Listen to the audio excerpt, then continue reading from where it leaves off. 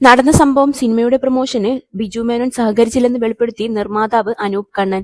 OTT satellite ബിസിനസിന്റെ ചർച്ചകൾ നടക്കുന്ന സമയത്ത് തന്നെ പ്രൊമോഷനുമായി ബന്ധപ്പെട്ട കരാറിലെ നിബന്ധനകൾ താരത്തെ അറിയിച്ചിരുന്നെന്നും എന്നാൽ പിന്നീട് പ്രൊമോഷനായി സഹകരിച്ചത് വെറും 2.5 മണിക്കൂർ മാത്രമായിരുന്നുവെന്ന് അനൂപ് ഓൺലൈൻ മാധ്യമങ്ങളോട് പറഞ്ഞത്. പ്രൊമോഷൻ കോർഡിനേറ്റ് ചെയ്യാൻ വിളിച്ചപ്പോൾ ബിജു മേനോൻ ഉഴപ്പി. പിന്നീട് ബന്ധപ്പെടാൻ ശ്രമിച്ചപ്പോൾ അവഗണിച്ചുവെന്നും പ്രൊഡ്യൂസേഴ്സ് അസോസിയേഷൻ മുഖേന നീതി കിട്ടിയില്ലെങ്കിൽ നിയമപരമായി നീങ്ങാനാണ് തീരുമാനമെന്നും വ്യക്തമാക്കി. അദ്ദേഹത്തിന്റെ വാക്കുകൾ ഇങ്ങനെ: സിനിമയുടെ റിലീസുമായി ബന്ധപ്പെട്ട ബിജു ചേട്ടനോട് പ്രൊമോഷൻ പരിപാടികളെക്കുറിച്ച് പറയുമ്പോൾ ഒരു ഉഴപ്പൻ സമീപനമായിരുന്നു അദ്ദേഹത്തിൽ നിന്നുണ്ടായത്. അദ്ദേഹത്തെയും അദ്ദേഹത്തിന്റെ മാനേജറെയും കോർഡിനേറ്റ് ചെയ്യാൻ വലിയ ബുദ്ധിമുട്ടാണ്. സിനിമയിലെ ഒരു സ്റ്റാർ കാറ്റഗറിയിലുള്ള നടനെ ആവേശത്തിലേക്ക് പരിഗണിക്കുമ്പോൾ പടത്തിന്റെ ഓപ്പണിംഗ് സമയത്ത് ആ താരം കൊണ്ടുവരുന്ന ഒരു ഇനീഷ്യൽ പ്രേക്ഷകരെ കൂടി മനസ്സിൽ കണ്ടാണ് അവർ ആവശ്യപ്പെട്ട ശമ്പളം കൊടുത്ത് ആ സിനിമയിലേക്ക് അവരെ ഉറപ്പിക്കുന്നത്. ആ നടനെ ഫോളോ ചെയ്യുന്നവരും ആ നടന്റെ മുൻകാല ചിത്രങ്ങൾ ഇഷ്ടപ്പെടുന്നവരും പുതിയ സിനിമയിലേക്കും ആ നടനെ കണ്ട് ആകൃഷ്ടരാകുമെന്നത് പരിഗണിച്ചാണ് ആ സിനിമയുടെ ബിസിനസ്. അതിനുവേണ്ടിയാണല്ലോ ആ സിനിമയുടെ പ്രചാരണത്തിന് ആ നടനെയോ നടിയെയോ എത്തേണ്ടത് ആവശ്യമായി വരുന്നത്. സിനിമയുടെ പ്രൊമോഷന് എത്തുന്നതിന് വേണ്ടി അദ്ദേഹത്തെ കോർഡിനേറ്റ് ചെയ്യാൻ പലതവണ ശ്രമിച്ചിട്ടും മറുപടി ലഭിച്ചില്ല. ദീർഘകാലമായി നല്ല സൗഹൃദവും അടുപ്പവുമുള്ള ആളുകളാണ് ഞാനും ബിജുചേട്ടനും. പക്ഷേ പ്രൊമോഷന് ആകെ വന്നത് 2 മണിക്കൂർ മാത്രമാണ്. നടന്ന സംഭവം എന്ന സിനിമ പ്രീ ബിസിനസ് നടന്ന സിനിമയാണ്. റിലീസിന് മുൻപ് തന്നെ OTT സാറ്റലൈറ്റ് ബിസിനസ് നടന്നു. ആ ബിസിനസിന്റെ കരാറിലുള്ള ഒരു നിബന്ധന സിനിമയുടെ റിലീസുമായി ബന്ധപ്പെട്ട പരിപാടികളിലും ചടങ്ങുകളിലും പ്രധാന താരങ്ങൾ പങ്കെടുക്കണമെന്നതാണ്. നടന്ന സംഭവം എന്ന സിനിമയുടെ പ്രൊമോഷന് അദ്ദേഹം സഹകരിച്ചത് ആകെ 2.5 മണിക്കൂറാണ്. ഒരു സിനിമയുടെ പ്രൊമോഷന് 10 ദിവസങ്ങളോളം നിർമ്മാതാവ് നിർദ്ദേശിക്കുന്ന പ്രൊമോഷൻ പരിപാടികളിൽ പങ്കെടുക്കാമെന്നതാണ് കരാർ. ഈ നിബന്ധന അവർ മുൻപോട്ട് വെച്ചപ്പോൾ തന്നെ ഞാൻ ബിജു മേനോനെയും സുരാജ് വെഞ്ഞാറമൂടിനെയും അറിയിക്കുകയും ചെയ്തതാണ്. അപ്പോൾ ബിജു മേനോൻ സമ്മതിക്കുകയും ചെയ്തു. ശരി, ഓക്കേടാ, ബിസിനസ് നടക്കുകയാണെങ്കിൽ ഞാൻ വന്നേക്കാം എന്ന് പറയുകയും ചെയ്തു. പക്ഷെ പിന്നീട് അദ്ദേഹം അതിൽ നിന്ന് ഉഴപ്പി മാറിപ്പോയി. അതുമൂലം എനിക്കുണ്ടായ ബുദ്ധിമുട്ട് ഞാൻ പ്രൊഡ്യൂസേഴ്സ് അസോസിയേഷനിൽ പരാതിയായി കൊടുത്തിരുന്നു. അതിൽ പരിഹാരമുണ്ടാക്കി തരാമെന്ന് അസോസിയേഷൻ പറഞ്ഞതുമാണ്. ബിജു മേനോന്റെ അടുത്ത സിനിമ റിലീസ് ചെയ്യുന്നതിനു മുൻപേ പരിഹാരമുണ്ടാക്കാമെന്നായിരുന്നു എന്നോട് പറഞ്ഞിരുന്നത്. പക്ഷെ ബിജു മേനോന്റെ സിനിമ വലതുവശത്തെ കള്ളൻ കുറച്ചു ദിവസം മുമ്പ് റിലീസായി. എന്റെ പരാതിയിൽ ഇതുവരെ പരിഹാരമായില്ല.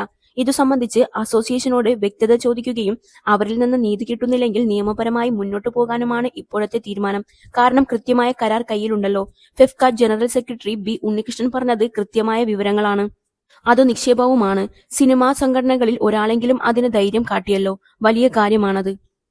പരസ്പരം അറിയുന്ന ആളുകളാകുമ്പോൾ ആ കരാറിലെ കാര്യങ്ങൾ അതിസൂക്ഷ്മമായി പിന്തുടരുന്നതിൽ വിട്ടുവീഴ്ചകളൊക്കെ വരും.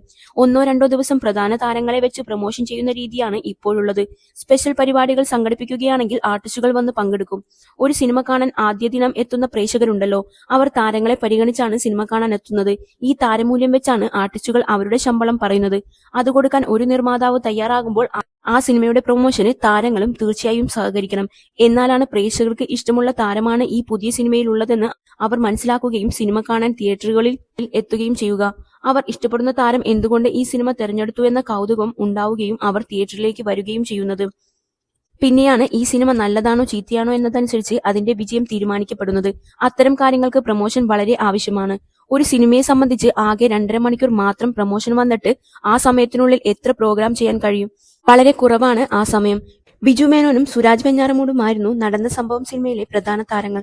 ബിജുചേട്ടൻ എല്ലാ കാര്യത്തിലും ഇങ്ങനെ ഉഴപ്പി മാറി നിൽക്കുമ്പോൾ സുരാജിനും സ്വാഭാവികമായി വരാൻ താല്പര്യം കുറയും.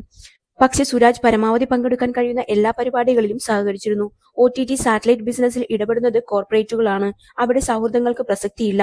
ഒരു സിനിമയുടെ ഡീൽ നടക്കുമ്പോൾ ഇത്തരമൊരു നിബന്ധന സ്വാഭാവികമാണ്. അതൊരു പുതിയ സംഗതിയല്ല. പക്ഷെ ബിജുചേട്ടൻ അത് അപ്പാടെ അവഗണിച്ചു. പ്രൊമോഷന് വരിക എന്നത് നിർമ്മാതാവിനോട് താരങ്ങൾ ചെയ്തു തരുന്ന ഔദാര്യമല്ല, ആ താരം ആവശ്യപ്പെടുന്ന ശമ്പളം കൊടുക്കുമ്പോൾ ആ കരാറിലുള്ള കാര്യമാണ്.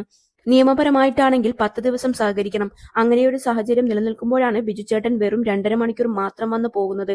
10 ദിവസമില്ലെങ്കിലും 2 ദിവസമൊക്കെ സഹകരിച്ചൂടെ? ഒരു ചാനലിൽ പോയി അഭിനയിച്ച സിനിമയെക്കുറിച്ച് സംസാരിക്കുന്നതിൽ എന്താണ് കുഴപ്പം?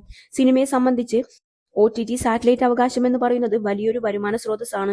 അതുമായി സഹകരിക്കേണ്ടത് ആ താരത്തിന്റെ ഉത്തരവാദിത്തമല്ലേ? ബിജുചേട്ടനെ ഈ വിഷയവുമായി ബന്ധപ്പെട്ട് നിരന്തരം ബന്ധപ്പെടാൻ ശ്രമിച്ചിരുന്നു. പക്ഷെ അദ്ദേഹമോ അദ്ദേഹത്തിന്റെ മാനേജറോ ഒരിക്കൽ പോലും ഫോൺ എടുത്തില്ല. കൃത്യമായ മറുപടിയും തന്നില്ല. അവർ പൂർണ്ണമായും അവഗണിച്ചു.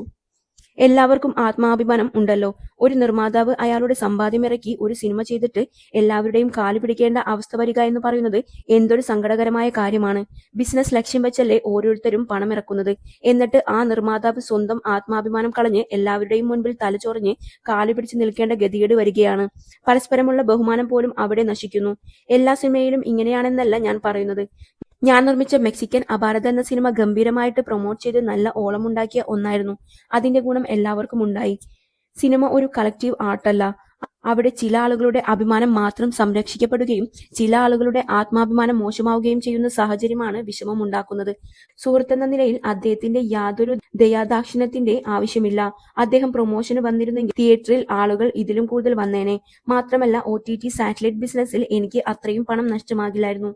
പ്രൊമോഷനിൽ സഹകരിക്കാത്ത വിഷയവുമായി ബന്ധപ്പെട്ട് മാധ്യമങ്ങൾ ബിജു മേനോനെ ബന്ധപ്പെടാൻ ശ്രമിച്ചെങ്കിലും പ്രതികരണം ലഭ്യമായില്ല.